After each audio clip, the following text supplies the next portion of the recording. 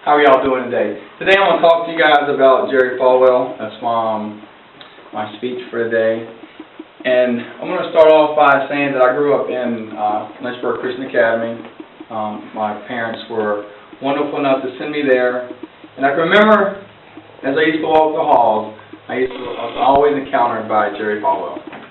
One thing I can always say about Jerry Falwell was, once he met you, he never forgot your name.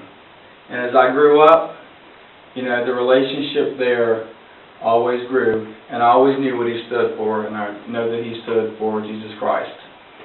I can remember in 12th grade year, I got scholarships that he handed me when I got Mr. LCA and when I was homecoming king in 12th grade.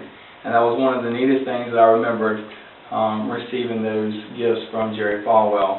One of the other things I noticed that as the years went by, even after I graduated from high school, got married, had children, we went to a party one day, and it was a party for my brother-in-laws.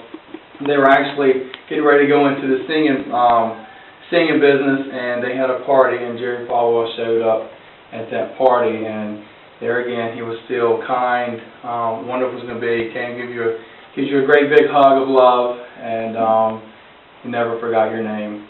And it wasn't too long after that, it was a few months after that, that I was at work and I was sad to hear that he had suddenly passed away.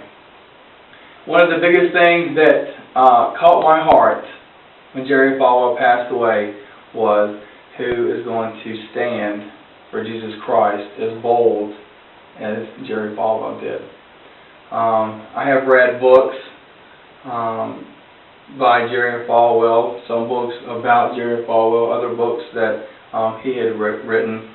This is one of the books that I have read, and it's kind of interesting to read the book of his life, starting as an unbeliever into a believer, the history of his parents, and the overall surrounding area of Lynchburg. Jerry Falwell was a very visionary man. MSNBC said that we should admire Dr. Falwell because he was visionary. That was a report in May of 2007. And he was very visionary. But not only was he visionary, Jerry Falwell had big dreams. His big dream started in 1956 when he founded Thomas Road Baptist Church. It started in the old McDonald's building there on Thomas Road Baptist Church, the Donald Duck building, excuse me, and started with 35 members, and when he passed away, he had built the mega church over on the hill that had 24,000 members. And wow, what a power of God, how God used his ministry to do that on Countless Mountain. Falwell dreamed big. Not only that, Falwell became a well-known televangelist, and he started the Old Time Gospel Hour. And I think every one of us in here can remember the Old Time Gospel Hour and how how that television sets in everybody's homes watched him preach the Word of God. In 1979, Falwell began the Moral Majority and started pushing Christians to stand up for what we believe and our beliefs against the political world. And that is one of the biggest things that I think that we're going to suffer, because Jerry Falwell stood for Jesus Christ and what he said. Dr. Falwell spoke out about his faith and was a leader for other preachers.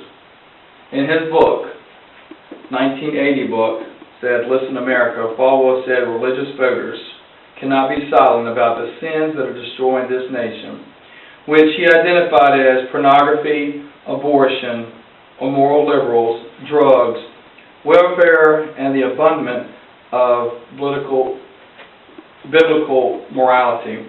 If Americans will face the truth, their nations can be turned around and can be saved from the evils and the destruction that have fallen upon every other nation that has turned its back on God, he wrote.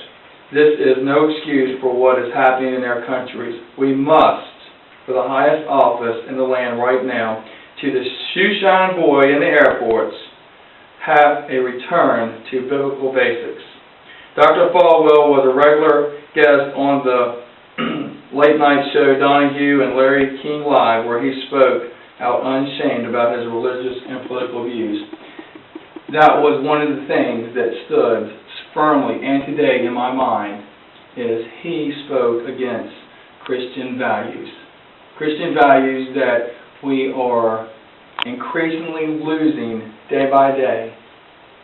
And when I think of Jerry Falwell, that's one thing I can say that he never did.